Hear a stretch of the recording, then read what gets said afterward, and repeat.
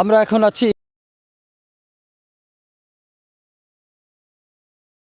মিঠামইন ও অষ্টগ্রামের ঠিক মাঝামাঝি অবস্থানে।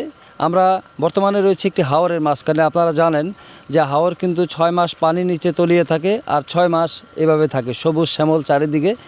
ধান চাষ হয়, তারপরে গরু ছাগল পালে, অনেক কিছুই হয়। তো এক কৃষক ভাইকে যেহেতু মিঠামইন এবং অষ্টগ্রাম এলাকায় এসেছি, আমরা ডিবি হারুন সম্পর্কে এই কৃষক ভাইকে জিজ্ঞাসা করব। কেমন আছেন আপনি? আল্লাহর রহমতে ভালোই আছি। আপনার ডিবি হারুনকে আপনি চিনেন? চিনি। আচ্ছা, সে কেমন মানুষ? সে তো আল্লাহর রহমতে দুধু থাকতো তো বন্ধেতে আমরা জানগা লাগলো হইলে। কেন, কারণ কি? আর কারণ ক্ষেত এই যে ক্ষেতগুলি আছে না, এটা তো দখল লইয়া যাইতেছে গা। আচ্ছা, এই জমিগুলো দখল করে নিয়েছে। এটা এখন কার জমি? এই যে বর্তমানে এটা কি ডিবি এই হারুন? হ্যাঁ, ডিবি হারুনের দফলে আছে এই জমিটা, কিন্তু আমরা এই আমার এক ভাই আওয়াল সাহেবের জমিটা এটা।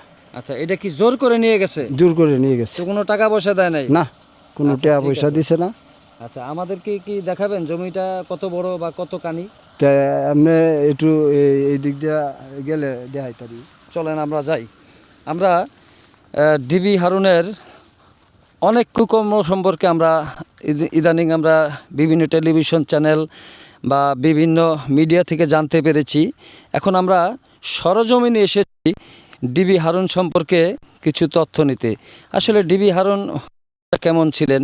ডিবি হারুনকে কিন্তু এলাকার মানুষজন একেবারে অপছন্দ করে, কারণ ডিবি হারুন কিন্তু এদিক দিয়ে শত শত বিঘা জমি জোর করে নিয়ে গেছে।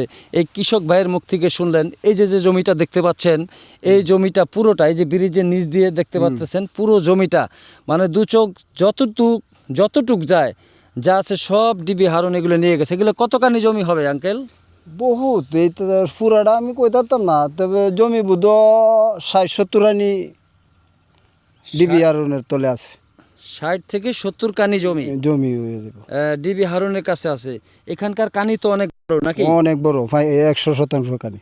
100%তে এক কানি। এক কানি এগুলো সব জোর করে নিয়ে গেছে, জোর করে নিয়ে গেছে। পয়সা ছাড়া? পয়সা ছাড়া। এই তো আওয়াল সাহেবের এনে তো কোনো পয়সা না, বেকু দেলাল লয়ে গেছে। লয়ে গেছে না? আচ্ছা, ডিবি হারুনরা কি জন্মগত ধনী ছিলেন নাকি ঘুষ খেয়ে বা দুর্নীতি করে ধনী হয়েছে? না, আগে তো কিছু আসিন না। তারপর হয়তো আগে অনেকটা মানুষের মুখ শুনছি আর কি। হ্যাঁ, মাছ বেচা চলছে মাছ বেচে চলছে। অন তো বেড়া এই যেন কইছেন কয়েক কোটি কোটি টিয়ার মালিক, কয়েকশো কোটি টিয়ার মালিক।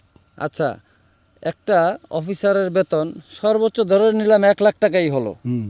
1 লাখ টাকা বেতন নিয়ে গাড়ি বাড়িতে চড়ে ভাড়া থেকে এইভাবে এত সম্পদ করা কি সম্ভব? আপনার মনে হয় কি? না, আমার মনে হয় অত। আপনিও তো একজন কৃষক। হ্যাঁ? কৃষক আপনি তো ধরেন আপনার আমরা তো কাছে- নিজেই চলতারি না। না, আপনি বললেন যে 6 মাস আমি 1.5-2 লাখ টাকা লাভ করে নিয়ে যাব, ঠিক আছে। তো ডিবি হারুনের ওই হিসাবে তো ইনকাম নাই, কিন্তু এত অর্থ কিভাবে করলো সে? সে তো করছে যেন, এটা আপনারা কিছুটা জানেন। আমরা জানি জানে, দেশ দিয়ে গেলে সবাই জানে। আমরা জানি যে সে সারা বাংলাদেশে দুর্নীতি করছে, সব হ্যাঁ। জায়গায় সে সে অবৈধ অপকর্ম করছে, বিভিন্ন রকম কাজ করছে, বিভিন্ন হত্যার সাথে জড়িত আছে, বিভিন্ন মানুষকে ফাঁসাই দিছে, নানা নির্যাতন করছে আর কি। আপনাদের এলাকায় এরকম কোন নির্যাতনের ঘটনা ঘটছে? নির্যাতনের ঘটনা আমি শুনছি না, তবে এই যে দুর্নীতি করে জমি টাকা পয়সা করছে, আত্মসাৎ করছে, এইটা হ্যাঁ। আমরা শুনছি কিংবা দেখছি।